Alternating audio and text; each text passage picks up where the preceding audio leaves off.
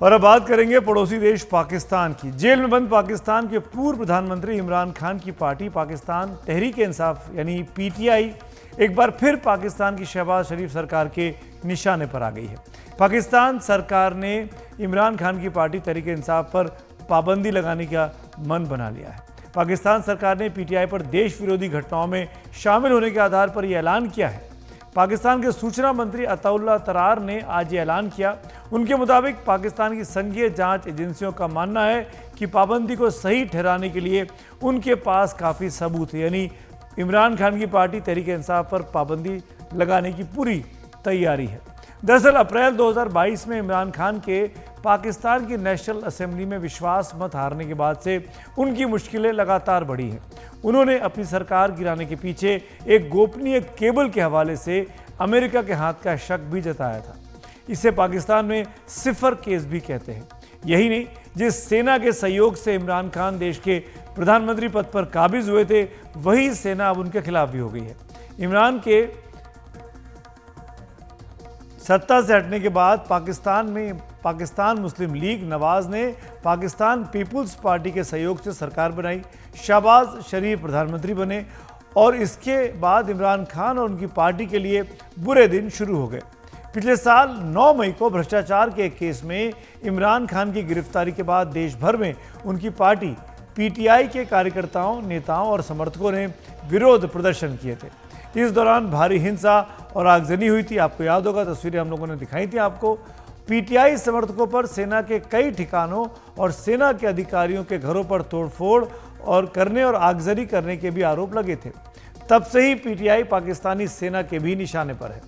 हालांकि पाकिस्तानी सेना इस बात से इनकार करती रही कि उन दंगों में पीटीआई की भूमिका ही है जो उसके लिए अभी तक आफत बनी हुई है। इस बीच इस साल फरवरी में पाकिस्तान में आम चुनाव भी हुए, जिसमें पीएमएल, नवाज और पीपीपी ने मिलकर सरकार बना ली। शहबाज शरीफ फिर से प्रधानमंत्री बन गए, लेकिन चुनावों से पहले इमरान खान की पार्टी पीटीआई का बैट का सिंबल, बल्ला, क्रिकेट बल्ला जो होता है, वो सिंबल छीन लिया गया। इसके लिए आधार ये बनाया गया कि पीटीआई ने आंतरिक चुनाव अपनी पार्टी में नहीं कराए हैं।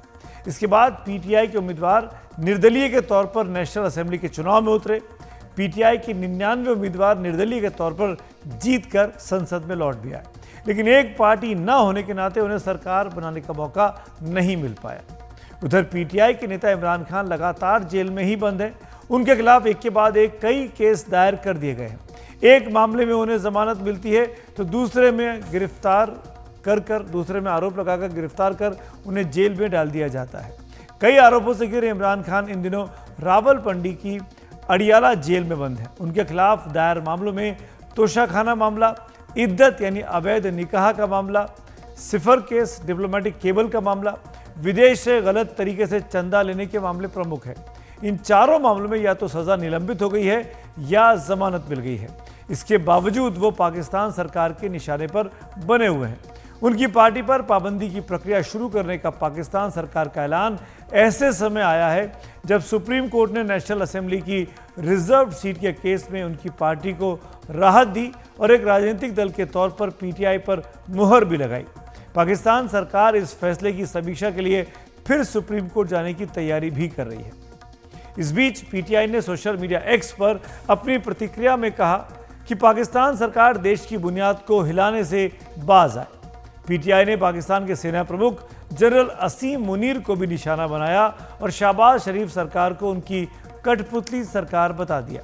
पीटीआई ने कहा कि जनरल असीम मुनीर ध्यान दें और पाकिस्तान के संविधान के साथ खिलवाड़ कर उसकी जड़ों को हिलाने से वो बाज आए, क्योंकि पाकिस्तान की सबसे लोकप्रिय पार्टी पर पाबंदी पाकिस्तान को गृह युद्ध की ओर धकेलने वाली साबित होगी। पाकिस्तान सरकार का ताज़ा फैसला वहां की सियासत में क्या गुल खिलाएगा, इस पर ज़्यादा जानकारी के लिए हमारे साथ है पाकिस्तान के वरिष्ठ पत्रकार इम्तियाज़ आलम साहब। शुक्रिया आलम साहब वक्त निकालने के लिए। आप पहला सवाल तो यही आपसे कि इमरान खान की पार्टी पीटीआई पर पाबंदी के पाकिस्तान सरकार के इस हुक्म को आप कैसे देखते हैं? मेरा ख्याल है हुकूमत बहुत डेस्परेट हो गई है, बुखला गई है। अभी जो सुप्रीम कोर्ट ने जो फैसला किया, जिसमें 70 के करीब मखसूस यानी रिजर्व सीट्स जो है औरतों की और माइनॉरिटीज की, वो पीटीआई को देने का जो फैसला हुआ है उससे हुकूमत हिल गई है। अभी इसके अलावा दूसरे केसेस पड़े हैं जो नतायज गलत ऐलान किए गए हैं। पीटीआई के बहुत से लोगों ने इलेक्शन कंप्लेंट्स जमा करवाई हुई हैं और उसमें से 20-22 को उम्मीद है कि वो उनका केस मजबूत है और उनका नतीजा गलत निकाला गया। अगर ये भी हो गया तो फिर तो नवाज लीग की हुकूमत अपनी असेंबली में इत्तेहादियों के बावजूद भी हमायत हो सकती है। तो लिहाजा हुकूमत लगता ही है कि बहुत ज्यादा परेशान हो गई है और ये जो इन्होंने फैसला किया है पार्टी को बैन करने का, वो पीटीआई जैसी पार्टी को बैन नहीं कर सकती। उसके बारे में अभी सुप्रीम कोर्ट ने फैसले में लिखा है ये पार्लिमानी पार्टी थी, ये पार्लिमानी पार्टी है। तो ये जो हुकूमत की कोशिशें हैं ये अब अगर काबीना में ले जाकर इन्होंने फैसला किया और रेफरेंस भेजा सुप्रीम कोर्ट का, तो मेरा ख्याल है वो सुप्रीम कोर्ट में वो रेफरेंस नहीं चलेगा।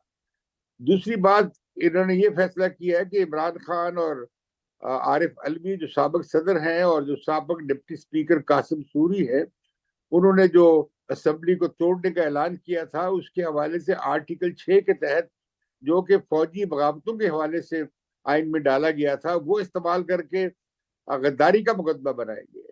अब वो गद्दारी का मुकदमा नहीं बन सकता, उसे तो सुप्रीम कोर्ट ने वो फैसला खत्म कर दिया था और अदम एतमाद का वोट हो गया, तो ट्रांजैक्शन क्लोज हो चुकी है।